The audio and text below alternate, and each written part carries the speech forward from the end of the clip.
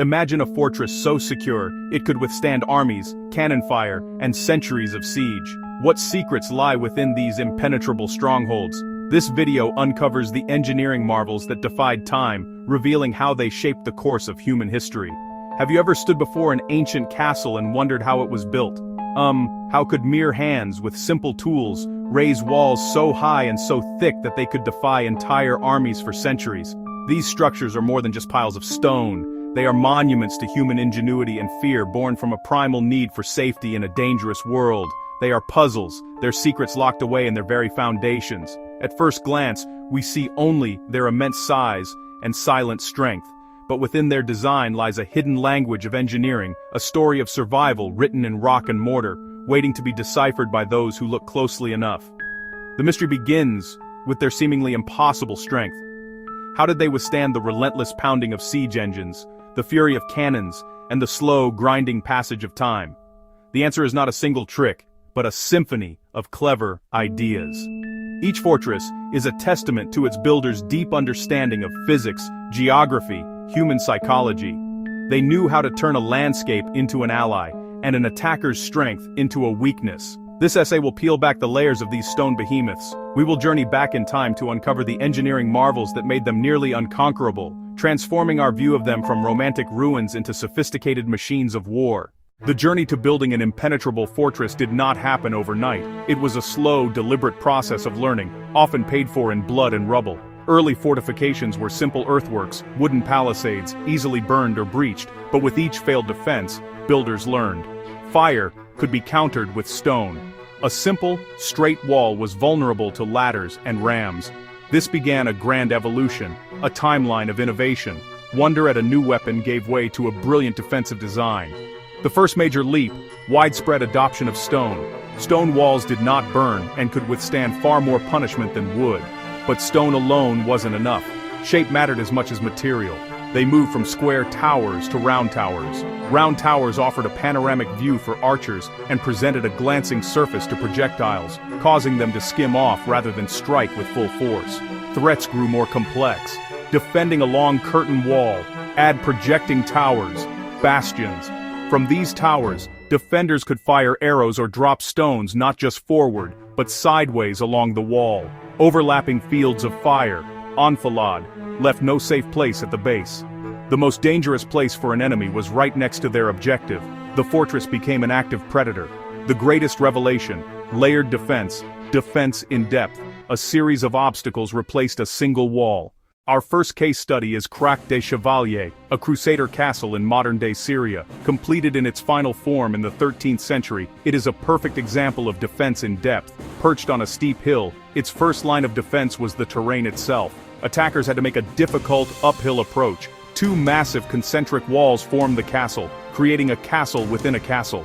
The outer wall is thick, studded with 13 powerful towers. If an enemy breached the outer wall, they'd be trapped in a narrow killing ground between the walls, exposed to a rain of projectiles from the higher inner citadel. Next, we travel to the 15th century to the island fortress of Mont Saint-Michel in France. Here, the primary engineer was nature itself. The abbey sits atop a tidal island, a cone of rock rising from the sea. For much of the day it's surrounded by water, making a conventional siege impossible. At low tide it exposes vast mud flats, a treacherous mire that would swallow heavy siege equipment and slow any infantry assault to a crawl. The man-made defenses were secondary to this natural advantage. During the 100 Years' War, the English tried and failed to capture it, proving the power of the right location. Our final example shows the radical shift in design required to face the cannon. Early modern star forts like Palmanova in Italy, founded in the late 16th century, look completely different from medieval castles. Gone are the high vertical walls, easy targets for cannonballs. In their place are low, thick, sloping walls of earth and brick, designed to absorb and deflect artillery fire. The fort's star shape with pointed bastions was a geometric masterpiece. It eliminated blind spots and let defenders cover every inch with devastating crossfire from their cannons. Each fortress represents a pinnacle of design for its era. Crac des Chevaliers perfected the concentric castle. Mont Saint-Michel showcased the advantage of geography. Palmanova showed the genius of adapting to artillery with mathematical precision. They weren't just strong, They were intelligent systems tailored to answer the specific threats of their time.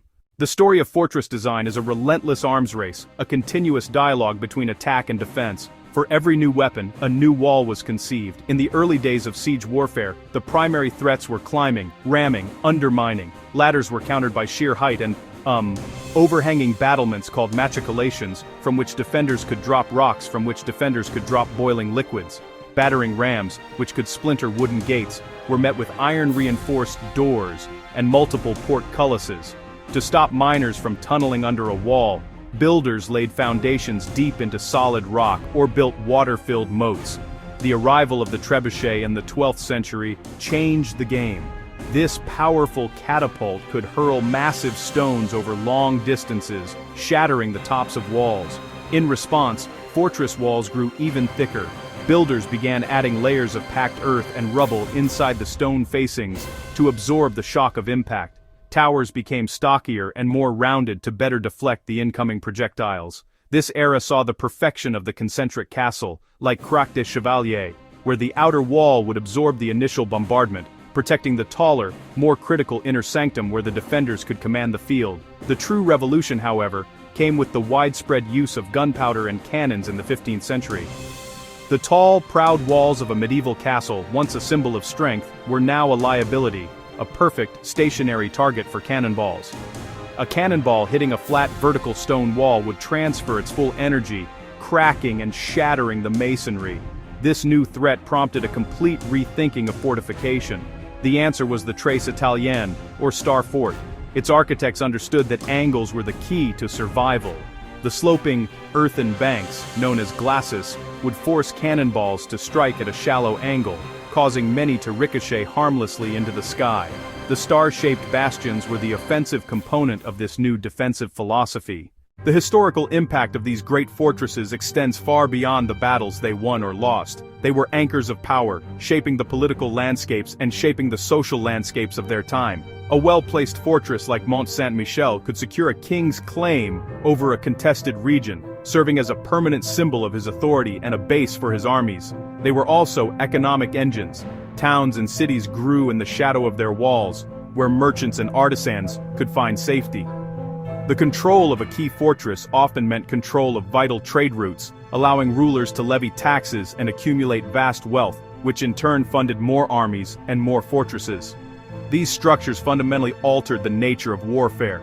The rise of the nearly impregnable castle in the High Middle Ages made outright conquest incredibly difficult and prolonged. Wars became grinding affairs of long, costly sieges rather than quick, decisive field battles. This dynamic gave a huge advantage to the defender, stabilizing kingdoms and contributing to the decentralized power structure of feudalism.